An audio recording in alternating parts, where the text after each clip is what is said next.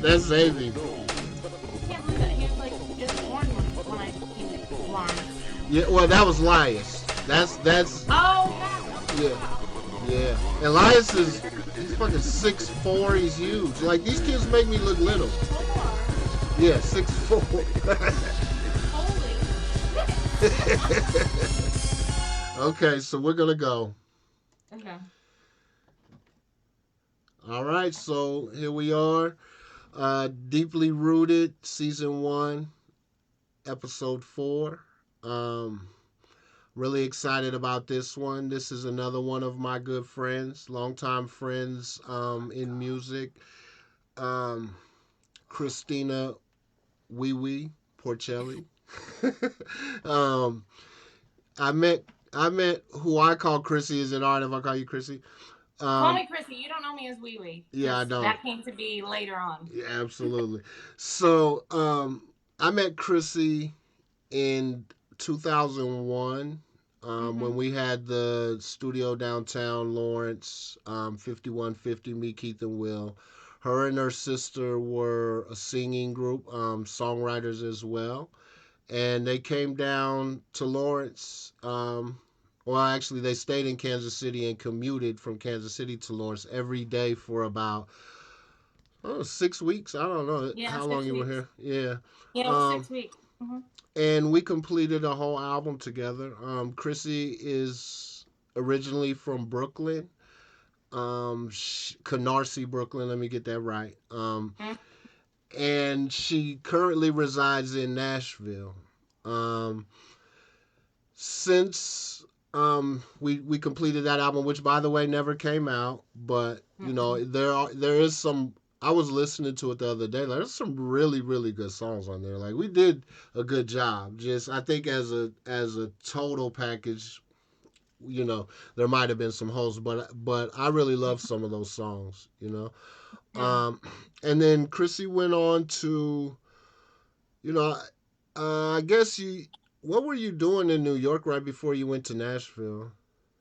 Right before I went to Nashville, I actually was like bartending, and then I was Oh yeah. recording my own music. Hmm. Like my sister and I weren't a group anymore, and I was recording my own project with this producer Tommy Farragher, who Hmm. actually he went on to like write and produce songs for Glee, and I mean Yeah, yeah. he won Grammys and stuff. But that's That's what I was dope. doing.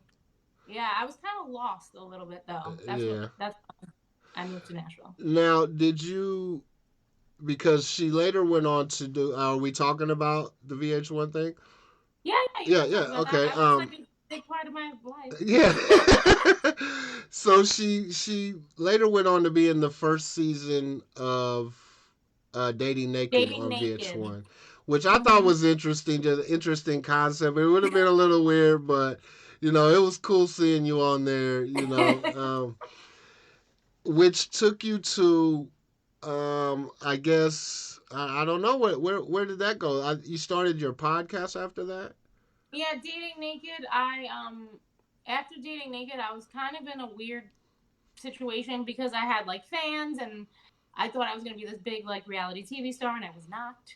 And so I got into Go a ahead, really folks. bad depression actually. Like Yeah. I got into a big depression. But I pulled myself out of it and I was like, I am gonna find out what else can I do in this world because this is not it for me. And I did stand up comedy to deal with my depression. I Hmm. started doing stand up comedy just to deal with my depression, not because I wanted to be like the next Eddie Murphy or anything. Yeah. It was very therapeutic and I made fun of myself for being on that show and it got me through the worst of times. But That was really fun. Actually, that was really funny. And you know what? That's something that I've always wanted to do, but I never really? had. Yeah, I've never had the courage to do. I don't know if courage is the word. I just maybe never had the situation pop up for me to be able to do it. Yeah. But I thought you were funny. Thank It you. was cool. So, I loved it. But yeah, after that my sister and I mean, we've done like comedy and YouTube shows and I got like an offer for a sizzle reel to have my own reality show. I did a mhm, lot of, oh my gosh, so many things that yeah, did not work. yeah, And then it led me to being on Beat Shazam, and winning $1 million. which was nothing I ever expected. I always loved music, and like Mm-hmm. I knew that music was always like my first love and part of my life, but Yeah. I never knew that I would actually like win money for guessing songs that I love. You know, like Yeah. it's just insane. It's still like it's 4 years ago, I think. Yeah, it's Yeah. like 4 years ago, but it still feels like I dreamt it Yeah. sometimes. It, You know? you know, at the time, you couldn't say anything about it. You were just like, "Hey, watch this," and as soon as I found out what it was, I said, "This is what I said." I said, "If her fiance knows Mm-hmm. country and rock music, they win that shit. Like it's Mm-hmm. over. It's over. Like I don't right." Because I'm one of those people that know a million songs, and you know Yeah. just as many as me. Like so, Yeah. um, and then you wrote this wonderful book after all of that, Oh. right? After that, I was able to take some time off and write my book, Fuck Them All, Big and Small. Mm-hmm. I actually wasn't plan. I'm crazy because after we won the money, I was waitressing and I went back to waitressing because I never had that Yeah. much money in my life, and I Yeah. was like, I am not losing this money. So I'm going back to work, Yeah. which is crazy because everybody at work knew me. They're like, "Didn't you win money? Why are you still here?" Yeah. But I'm like, I'm figuring it out. Like I'm figuring out what I need to do. But I actually was forced to take a break because I found out I had a tumor Mm-hmm. on my uterus. I had a 12-pound tumor, Yeah. and I had Holy to have an shit. operation. And so I had no choice. I had nothing to do for like 4 months. So I'm like, I need to take this time and do something productive and not feel sorry for myself and Yeah. try to inspire other people and tell my story. Hopefully people will be inspired by it, and that's what I did. I For 4 months I just wrote my book. Well, I was inspired by it, and because there was a lot of it that I didn't know. Really? Yeah. So like especially the Nashville part of it. Like I really and it was really inspiring. I hate to use that word, but that's the word that comes to mind. Just knowing you and your mindset, which is why I wanted to get you on the show because you're out of all the people that I've dealt with, you're like one of the most determined people. Like, because I can remember that your goal really was, I guess, to be famous. It really wasn't even about music or whatever. And you kind of you went after that with reckless abandon, and like you fell down and you got back up. So that was the inspiring part of it, and then the fact that you actually wrote the book. Like um, so let's get into it. I know. I'm sorry that was a long intro. No, Uh, no. um, so who is Christina Wee Wee Porcelli? Christina Wee Wee Porcelli is a girl from Brooklyn who did not come from much, but I always, even though I didn't come from a lot of money or like married parents, I never went to college.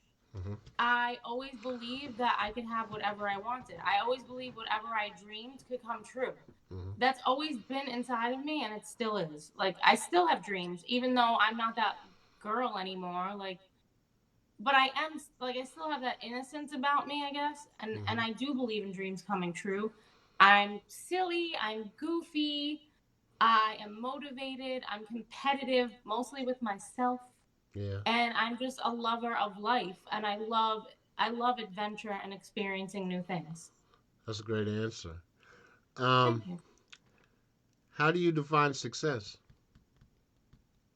So, success to me is setting a goal and achieving it. But the goals that I've set for myself, sometimes you have to take a chance. Like for instance, I wanted to be on TV, right? And I was like, Mm-hmm. I'm determined to be on TV. And then this opportunity for being on Dating Naked came, and I was like, well, this isn't really what I was thinking, but Yeah. I'm gonna take this chance because I feel like I always go with my gut. I feel like successful people always go with maybe what's not of the norm, Mm-hmm. but what they feel is right for them.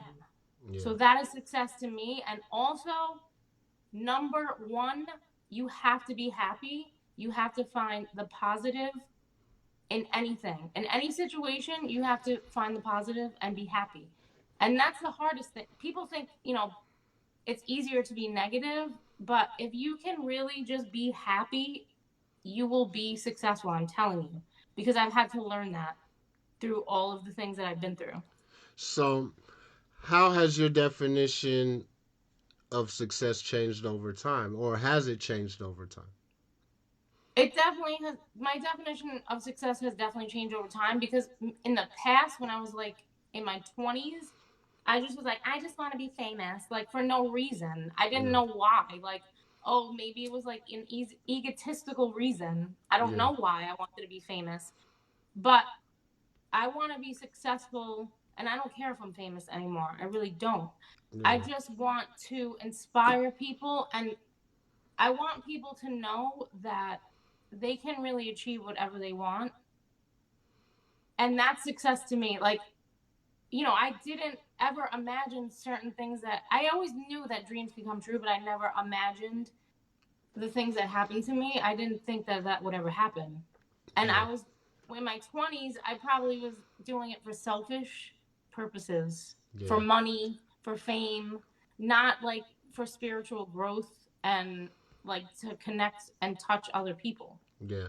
And that's actually I listen on Clubhouse. I listen to the Gupta family, Anil Gupta, AJ Gupta.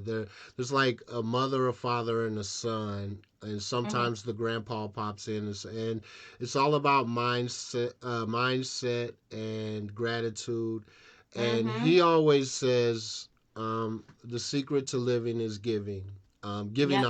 Giving authentically with not expecting anything back in Yes. return, and I think you're right. Like, that's really what it boils down to, especially as I get older. I've done a lot in my life, and like, I'm happy with where I'm at and what I did. In music, I could have went to New York, I could have went to LA, I could, but I Mhm. mean, I just didn't want to leave my kids in Yeah. and I was cool. So that makes me really content with like where I'm at, But so now I'm focused on legacy and like how can I add on to, because pretty much anything I do now I'm just adding on, and that Yes. just kind of like takes some of the pressure off, like you just kind Yeah. of just do it. Um, okay, Hmm. so what drives you? I guess like what drives me is trying to be the best version of myself I could possibly be. Yeah, That drives me. I do. I get like even though like it's been a long time since I've been on Dating Naked or like on TV, I still get messages like every day from women who are like, you inspired me because you're just like a regular person who is trying to find love, and they've bought my book, and they have been inspired by my book, and that keeps me going because like, and also my goals that I've already like succeeded at, once I hit a goal, I'm like, okay, now what? Like, yeah, what's next now? Like, so my goals drive me too, because I never want to quit, I never want to retire, like I never want to stop doing the things I'm doing because I just want to connect with people and touch people and let them know that the world is an amazing place. It's not a shitty place. Even if you're in the shittiest situation, it's never going to stay like that. Like, your life can change in a matter of a year, and people have told me that so many. I think you've told me that actually. But and no, I'm no. like, fuck you. No, that's not true. But then like it really is true. Yeah, You never know what is going to happen to you, and people need to know that, and that's what drives me to keep going and keep creating and writing books and doing what I'm doing, because I want people to know that that's you don't dope. get a long time on this earth. Like, you need to use it wisely, you need to be happy and do the things you love and enjoy life. That's dope. Are you working on another book? I actually writing a screenplay. It's very slow Yeah. happening, but I've been taking like master classes, and I would like to create a movie. That's what I want to do next. So Hell that's yeah. my next goal. That's dope. So, How has a failure or apparent failure set you up for later success? Okay, so first of all, I've had like a million failures. Mm-hmm. I've probably had more failures than success. Okay. But my favorite one, I would have to say, my sister and I were in a singing duo, Mm-hmm. and we were living in New York, broke as hell. And we Mm-hmm. had this offer for an independent record deal in Kansas, Missouri, Kansas City, Missouri, I was about and to say, you know better than that, Kansas City, Missouri. huh? But it was 20 years ago, Yeah. and we got this offer, and the record company was like, well, we want to sign you, but you have to record this album in Lawrence, Kansas, which I've never heard of. And my sister and I were like, we need to do this. And everybody else was like, are you insane? Like, Yeah. who goes to Kansas? You live in New York. Like, the Yeah. best studios in the world are in New York. Why are Yeah. you going to Kansas? But we just thought that that was the best decision. And we went with our gut and we did it. And you Yeah. know what? If, like, being in Kansas made me realize, because people from New York think, like, New York's the best. New York Yeah. is the only place in the world, which New York is great, but there's other places in the world Yeah. that have things going on, and they have kind, lovely people who Yeah. are nice, and they don't want to rob you, and they don't want to anything from you but just to be kind to you. Yeah. I mean, like, we obviously did not become pop stars. We didn't have a number one album, but I got to record an album. Yeah. Okay. Also, if I never moved to Kansas, I would have never left New York. I probably would have been like a housewife married to a Guido, Yeah. you know, cooking him dinner every night. I don't know. Yeah. Probably not. But I would have never Yeah. wound up in Nashville. I would have never been on Dating Naked. I would have never met my husband. We would have never won $1 million. I would have never wrote a book. I mean, I can Yeah. go on and on and on, because leaving, even though that fit, I think you have to fail. You have to fail, because if you don't fail, you can't succeed. Yeah. Because failure drives me Yeah. too. Like, anytime I've ever felt, of course, I've been depressed and like felt sorry for myself, but I didn't let it linger. Yeah. I was like, what else can I do? What other goals can I achieve, after the failure? And that's the most important thing. When you fail, you should fail. Fail Yeah. a million times. When Yeah. somebody invents something, they don't get it right the first time. They No have to doubt. go through all kinds of trials. No doubt. So don't you got to keep going. And that's part of why I really wanted to do this show and like bring like all my awesome friends on, right? Because especially everybody that I've had on this far, like you guys are all super successful to me, and I want people to know, being from Lawrence, Kansas, being from Brooklyn, being from whatever, Hmm. wherever, how you show up matters, and you can make an effect on the world just by being kind, or just by working hard, or just by Hmm. opening your eyes to different experiences, and that's what you Yeah. did by coming here. Because you're right, even me, even when I heard you guys were coming, I was like, why the fuck are they coming here? Like, that Yeah. doesn't make any sense. Like, like, I'm gonna do my job, but like, golly. um You okay. got to do things that you never thought of. Like, Yeah. what is it? Einstein says, like, if you keep repeating the same thing, that's insanity. Like, repeating the same thing and expecting different results. Well, Yeah. then do something else. Yeah, no It's doubt. that simple. Why not? I tell my youngest all the time, like, if you want things that other people don't have, then you're gonna have to do things that other people won't do. You know, Yep. and Very true. it's a good example of that. Um, Dead on. okay, so if you could have one gigantic billboard anywhere with anything on it, what would it say and why? Okay, so one gigantic billboard and why? I would say, do what makes you happy. Be prepared to fail. Keep moving forward. Dream big. And also, fuck them all, big and small, which my grandmother taught me.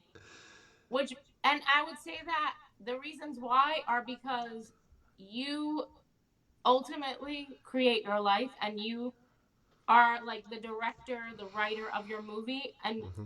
it's your responsibility to be happy. And who gives a shit? Sorry, I curse a lot. Yeah. Who gives a shit what people say, think? Doesn't matter. Yeah. Do not take advice from people if you feel like that's not true to yourself.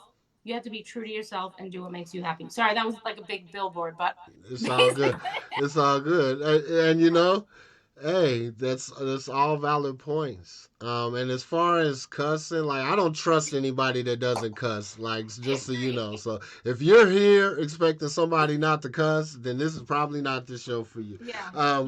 So I like that. What is one of the best or most worthwhile investments you've ever made? Could be an investment of money, time, energy, etc. Definitely not without a question. Music, because ever since I was a little girl, I was introduced to all kinds of music from my family, friends. I grew up in Brooklyn. I mean, it's a melting pot. I would listen to music. I still do that. Music is my everyday. Music is like my number one relationship. Like Mm-hmm. besides my marriage, like music is in my life every day. It's gotten me through my ups, my downs. I've dissected songs. I know every lyric to freaking every song I love. I know the Yeah. title, the artist, the dance moves to the videos, everything. Yeah. And music led me to people, places, experiences, memories. It led me to financial success and everything. I owe everything to music, That's ultimately. that's dope. I like that answer. Um, what impact do you want to leave on the world? Um, the impact I would like to leave is I want people to know that they can be and do and have anything that they want. If you put your mind to something, you can have it. I know it's so cheesy like and cliche, but your mind is the most powerful thing, and if you believe, you can achieve it. And it's true because I've experienced it. That was and you have and that was one of the most powerful things in your book is am I mistaken? Before you knew about even the Jamie Foxx show, you told your Mhm. husband, "We're going to win $1 million." Yeah. I said, And, we're going to get $1 million. I don't know where, how, what, but and we you were struggling. and you fucking did it. Like, I like And so he that's was like, "Oh God, what the hell?" that's what that was the most awesome part. And like knowing you, like I know, but well, that's not the most awesome part. The most awesome part is when it came time and you knew what the task was ahead. You guys Mhm. studied your ass off, and Mhm. it wasn't, because Keith used to always say luck is when hard work meets opportunity, right? And that was Definitely. a Definitely. perfect example of that. So Yes. y'all, when she says if you believe you can achieve, she's not saying that shit because she read it in a book. She's saying it Yeah. because she did it. Exactly. You know what I'm saying? So I've done it like several times, even with just little things. But I actually even surprised myself because I was like, "Oh wow, this really is gonna happen." I said it yeah, was gonna happen. yeah, that is so. That shit Sometimes is you can awesome. surprise yourself because I was surprised. No doubt. And well, and then on that last song, I was like, oh, shit. As soon as it came out, I was like, well, there it is. You know, That's I almost didn't go for it. I yeah. almost didn't go because we had so much money that we built up, and the creator of the show came out and because they were like, "We're gonna go to commercial. You're gonna decide. Are you gonna go for this million?" And I was like, "I don't know if we should because What this was it is like a lot of pressure." 180,000 or something? 87,000. Yeah. But the creators he was like, I'm telling you, if you knew all these songs, you're gonna know it. And my husband was like, you did say you were gonna get $1 million. So I was like, now I have to fucking Yeah, no doubt. And that shit, I'm telling you, that shit is, that was inspiring, especially after like reading the book, because I didn't know all of that until the book came out, like all the Mhm. pre-game part, right? Yeah. So I read that, I was like, I fucking knew it. Like, I knew it. That's such a Chrissy thing to do. Um, okay, so in the last 5 years, What new belief, behavior, or habit has most improved your life? So in the last 5 years, obviously, like when you put something out into the universe and you work at it, you can achieve it. But also, I really have gotten into Tony Robbins, and he has made me realize that life is supposed to be fun, and life is a dance. And I say that I wake up every morning. I get up really early. I never used to do that. I get up at like 6 a.m. I go to my desk. I read, and I write in my journal every day. Life is a dance. Life is fun. And I write everything that I'm grateful for every day. I wake up with appreciation and gratitude, and I refuse to be in a bad mood. Yeah. I'm like, I will not be in a bad mood. I have everything I need in this world, and I'm happy. I work out, I read, I meditate. I work on myself every single day, and I didn't do that when I was younger. I would just like party and take things, you know, not really care about other people or like affecting other people's lives. I work on myself every single day. That's a practice that I do every day. If I don't, it's not good. Like if I don't meditate, if I don't walk or read, I fall apart. Have you read the 5 a.m. Club? Robin Sharma. Happens. Read that book. I th- 5 a.m. club. the 5 a.m. Club. It's a really good book. I just got done with it, but it's about shaping your morning, right? Mm-hmm. To work on mindset, health set, heart set, spirit set. And the perspective there is just the way they write the book is kind of shaped in a story and not really just talking at you. Oh, But I think you would get value out of that. So I read. Yeah, I love reading.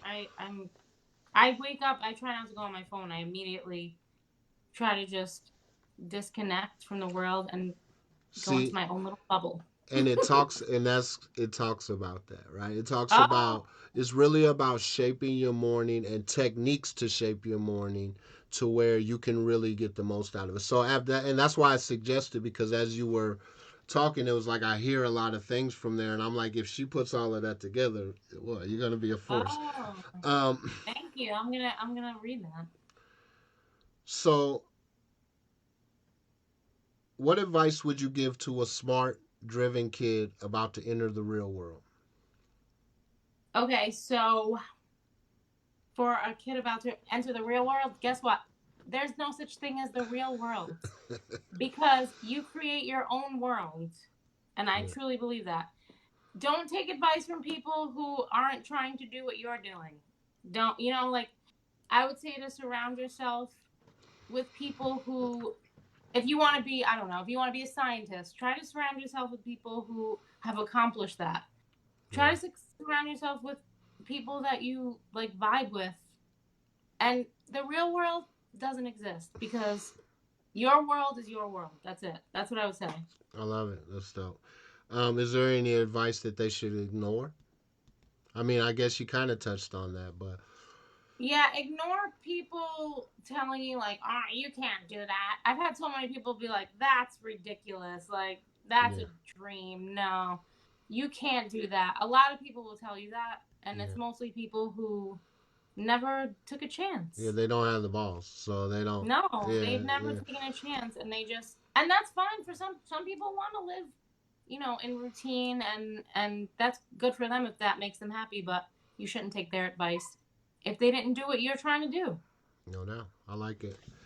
Um, in the last 5 years, what have you become better at saying no to? Distractions, invitations, anything like that? I've definitely become better at no to hanging around negative people and like toxic situations. I don't like to hang around people who aren't on the same vibration Hmm. as I am because then it will lower my vibration. I always like to hang around people who have a high energy and people that I vibe with. And all, you're never going to have everything in common with the people that you hang around, but you should have the same visions and goals and beliefs as the people you hang around. That's very important to me.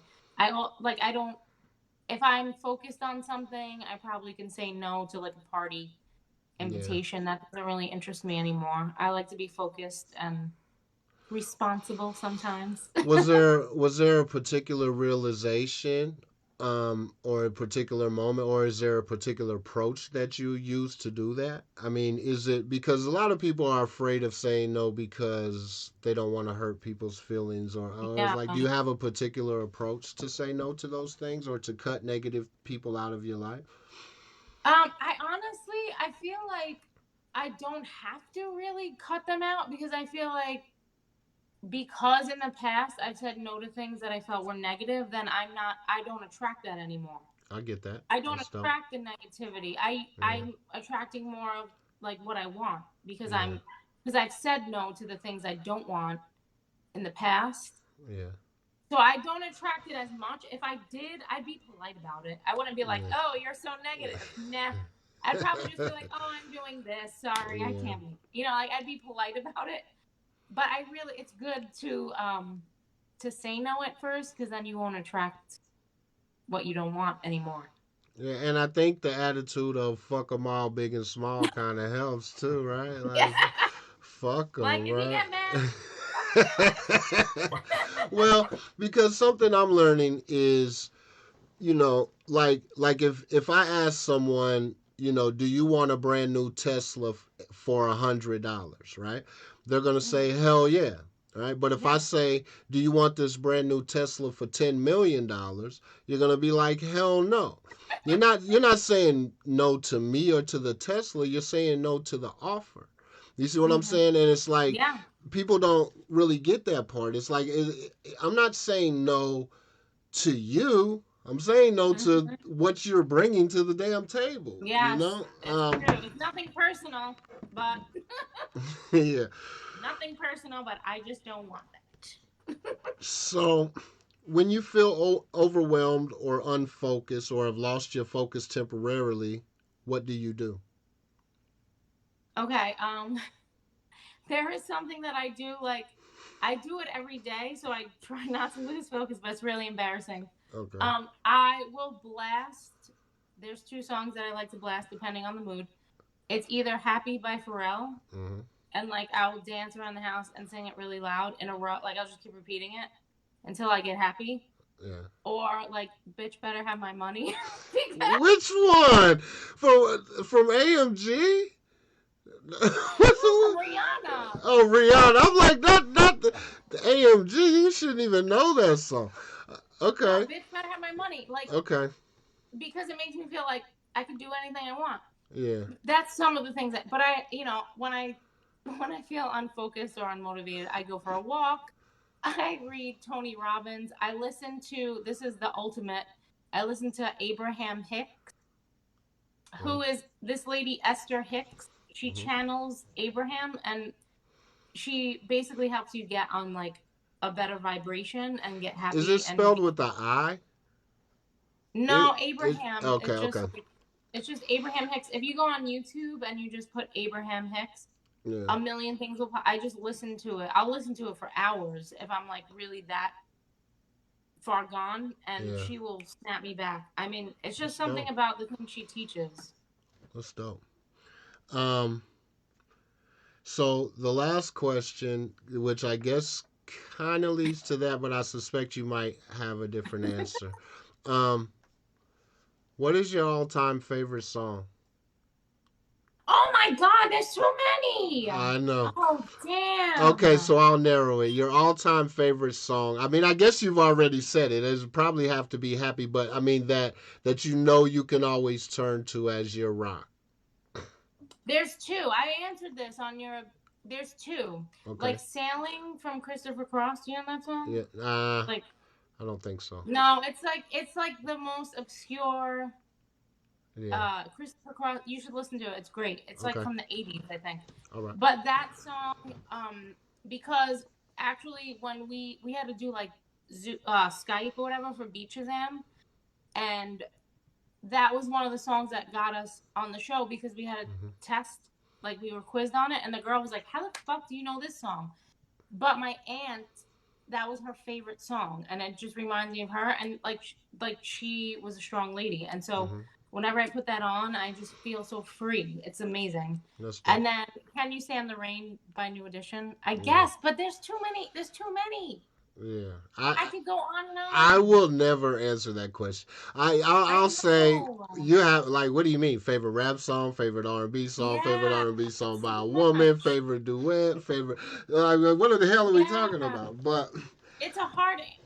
I think. I mean, I'll be here for like 3 hours if I told you every and song. I think I'm going to change that question to what song would you want played at your funeral?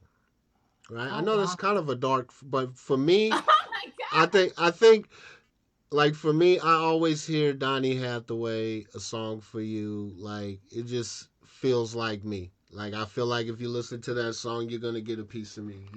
Because Yeah. my mother passed, and we did her like we did a like picture montage. Uh huh. And I was thinking about songs that really fit her, and that's when I really start. Because it's not always sad. Sometimes they're, you know, really beautiful songs. Like Yeah. Wildflower was one of the songs, and you know, I think it sums her up perfectly. So Oh, that's why thank I you. say that. I'm not trying to be dark. It's just No, no, Thought no. this was I think no. I have an uncle that's always like, I don't want you crying at my funeral. Like, play dance music or yeah. something. You know, I wouldn't. I would want it to be like an uplifting This song is because this is what I I'm gonna feel like say. At the have a party, but you're only allowed to play my music that you fuckers didn't listen to when I was alive. Okay, so now you're gonna sit here and listen to this shit, and here, guess what? I got 1,000 songs, and you'll be here till next week. oh my So there god, you go. yes, Have fun. yes. I feel like no. I like we always have been like like people are always sad about death. And please, I know people get mad at me for saying this, but like Tony Robbins, he says you should be happy for the person because they're happy. I Yeah, mean, they're in a better place than we are. And it's hard, it's hard when somebody passes away yeah. because you miss them, of course. Well, this is something I learned in my last close encounter with death. In that incident, there was a point where I thought it was over, and so I took the time to make my peace with God, right? Yeah. And in that moment, I really never been more peaceful in my life because we hold on to so many things, like whether it's Mm-hmm. ambitions or your kids or your family, and like when you let go of that, it really is a place of freedom. So it Yeah. kind of changed my perspective on that. Like I Mm-hmm. don't see it as a place that I don't want to go. Like I have things I want to do. I want my kids to get Of course. married and things, but like outside of that, it's been a beautiful life. Mm-hmm. Well, Chrissy, it's been great talking to you. You gave True. some really great answers. I think this was very powerful, and I just want to say I appreciate you. I recognize you for your effort and your discipline and your dedication to yourself. So just I want to give you your flowers while I can, and just say you're pretty dope. You know what I'm saying? So keep Oh, thank you. rocking. Um, I hope everything that you want you get, and it seems like you're already there. So, I'm very happy for you, and I greatly appreciate you for coming to Deeply Rooted. Thank you. No And in doubt. the words of Timmy, can't stop, won't stop. You're so Never silly. stop. Can't stop, won't stop. So I guess with that said, we'll leave it there. All right. Have a good evening. Oh, you too. Thank you All so right. much. All right. Bye. Bye. yep. Oh my bad, I'm fucking with you.